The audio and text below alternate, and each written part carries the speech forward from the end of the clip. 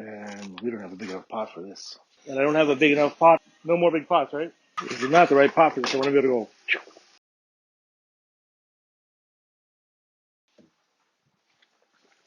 This is a mess. Three strainer devices. So this isn't how we do it at the restaurant, but I think here I just have to pull these out almost one by one. Otherwise, I'm going to make a big mess.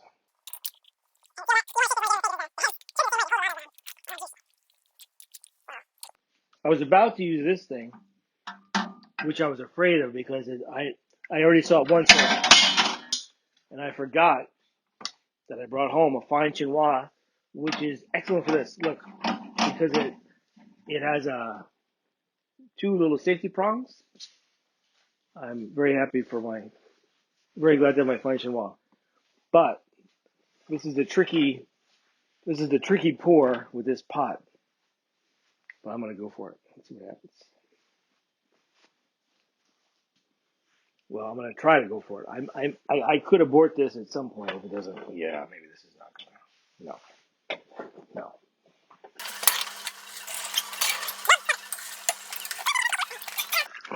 Wow, that's way so much celery. And then we would usually add fresh tomato. I've never made the soup with canned tomato. Um, it wouldn't be my first. I might have a lot of this tomato in there because I have a lot of celery. So the celery just reduced even down further. No, just kidding. It was too much celery. Way too much celery. I got over ambitious with trying to kill the celery, but we pulled out a lot of the celery because it's just way too much. So we're going to put a little bit of potato because the celery doesn't give much body. I'm going to put a little garlic. We could have put that earlier, but it's okay. I'm going to put our stock in. Heavy cream. Previously frozen, which means it might curdle when we put it in. And that's what frozen heavy cream looks like. Who knew?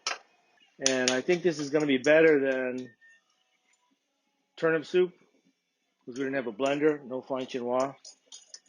Jerusalem artichoke soup, we got a fine chinois. And today, we have a blender. We have a blender. We have a blender. First turn it on. Make sure it's in low setting. And now, we're going to start. Oh.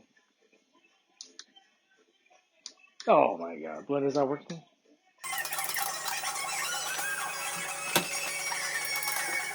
Oh. Very important part of this. If you don't plug the blender in, it will not work well.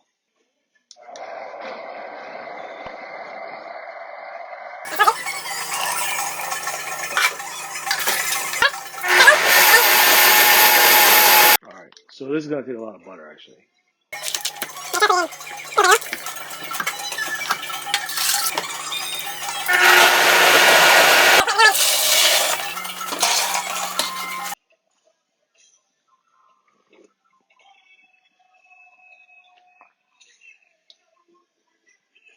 More butter. Yeah.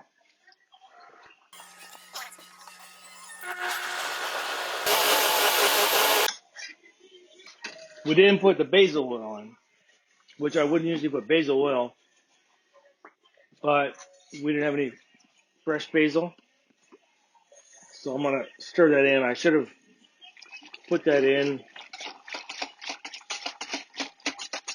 um, in the blender. It would emulsify better, but see what happens.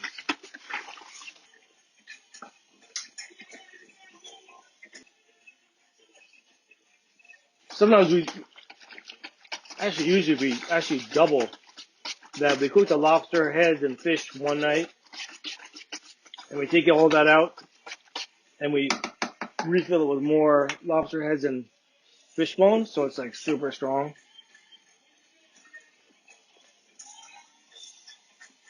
But that takes 2 days We don't have that time. We do have that time, but